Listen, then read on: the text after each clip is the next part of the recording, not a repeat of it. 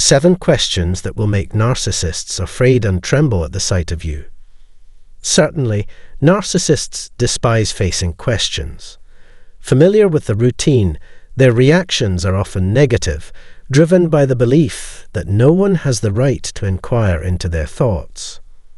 Attempting to delve into their inner world is akin to unlocking years of buried emotions they prefer to keep hidden.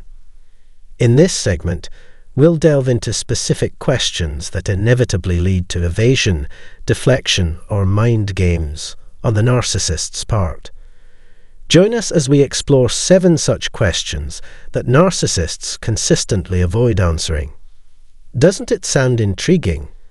Make sure to subscribe and activate the notification bell to stay informed about upcoming episodes.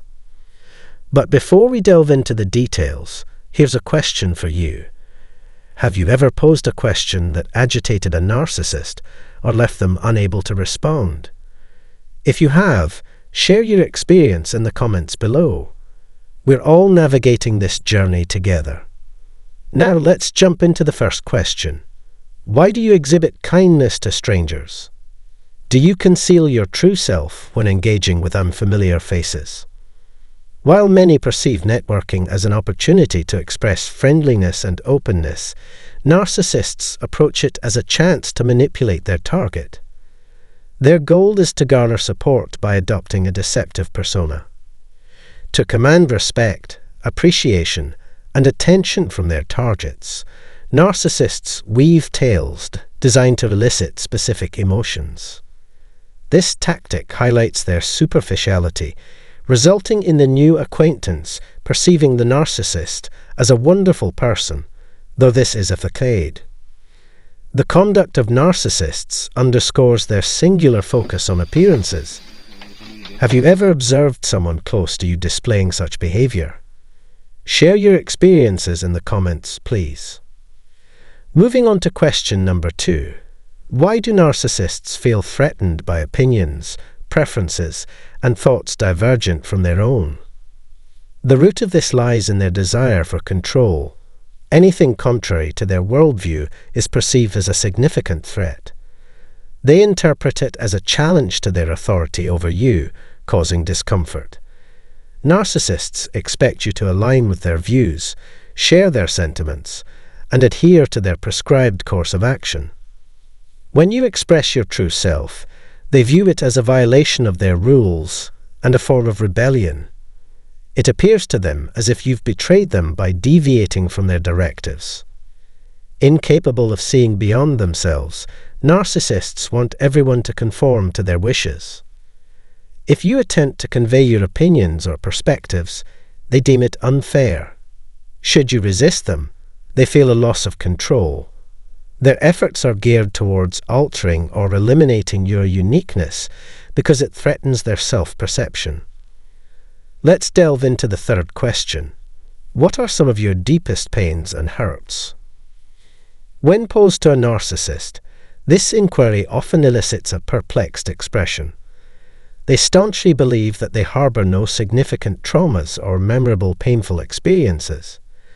With an air of superiority, they dismiss the impact of past events on their psyche, considering themselves impervious to the struggles faced by mere weaklings. While they may acknowledge past negative events, they vehemently assert that these occurrences have left no lasting effect on them. To question their behavior in light of these experiences is met with accusations of interrogation and evaluation. Unfortunately, they remain oblivious to the fact that their current abusive and detrimental conduct is a direct result of their past mistreatment. Unyielding, they refuse to acknowledge that their afflictions and struggles have played a pivotal role in shaping their present selves, adamantly shirking responsibility for their actions. Now let's explore the fourth question. Why is it impossible for a narcissist to admit their flaws?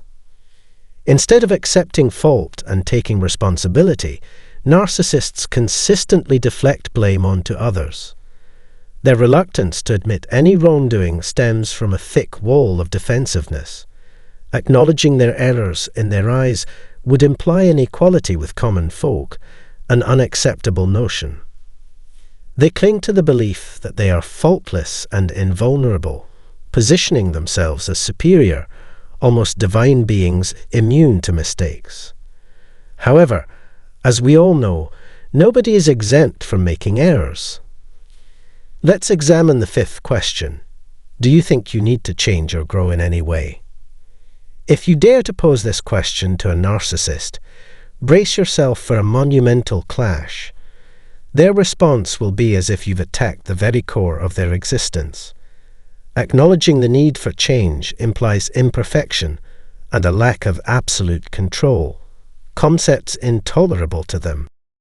The mere suggestion that they should change triggers a surge of shame, a forceful eruption in defense of their self-perceived perfection. In their perspective, change equates to vulnerability, a threat to the carefully crafted egocentrism they've built. Never suggest that the impetus for change lies with them.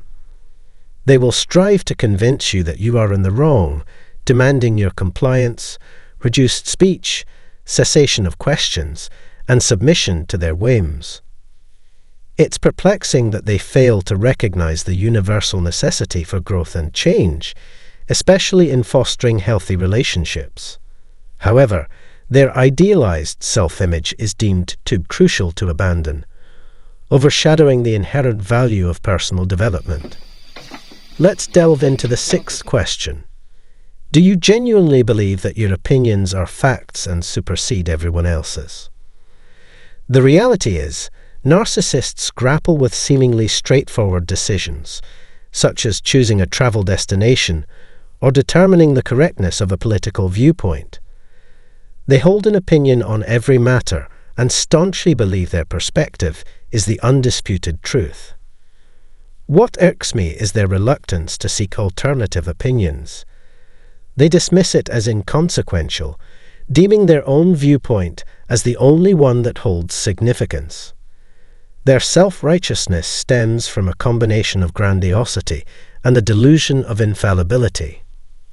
They act as if their stance is the sole correct one, while everyone else is unequivocally wrong. Their sense of entitlement leads them to believe they are superior to others and that only their opinions matter. Examining another person's viewpoint is beneath them, as they are unwilling to consider perspectives that might challenge their self-worth. It's incredibly frustrating and puzzling how they fail to grasp the importance of acknowledging and respecting others' viewpoints. Their unwillingness to do so arises from the fear that recognizing alternative perspectives would undermine their inflated sense of self-worth. Now, for the seventh and most crucial question. If you hate me so much, why do you keep coming back? Don't hold your breath for an honest answer from a narcissist. They won't admit that they return for a narcissistic supply they can't function without. Instead, they'll distort the truth, shifting the narrative to make it about you. Responses may include, "I come back out of pity for you," or "I hate to see you sad, and that's why I'm here." The truth is, witnessing your suffering and dependence on them gives narcissists a sense of superiority and power.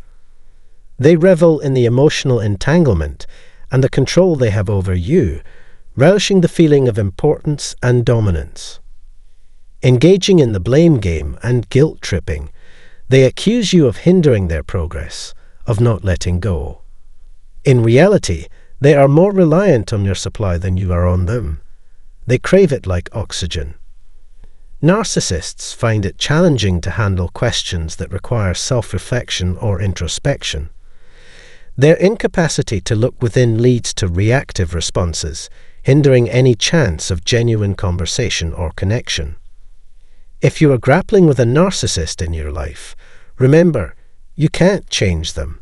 The healing process must commence within you.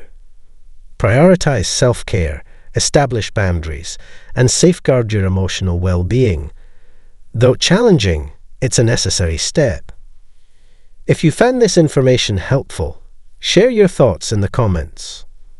Subscribe for more insights and discussions on healing from toxic relationships. Until then, prioritize your healing and growth.